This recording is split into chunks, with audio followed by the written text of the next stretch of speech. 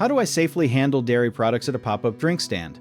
Keep dairy cold at all times, below 40 degrees Fahrenheit, use a thermometer to check often, and toss any dairy that sits out longer than 2 hours, or 1 hour if it is hotter than 90 degrees outside.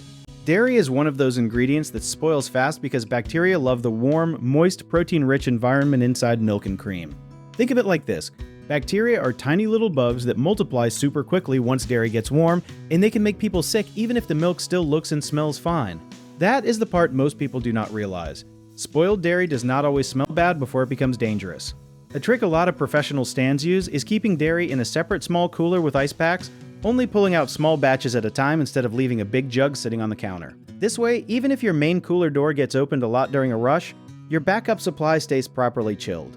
Also, always use clean pitchers and utensils for pouring and rinse them between uses, because leftover dairy residue left in a container can spoil the next batch faster, even if that next batch was fresh.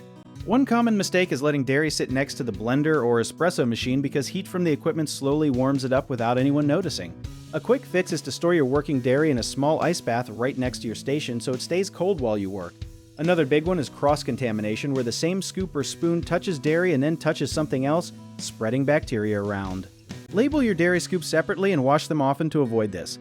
Lastly, many people trust the expiration date alone, but heat exposure can spoil dairy early even before that date, so always do a smell and texture check before use, not just a date check. If you enjoyed this video, check out our online directories in the description below.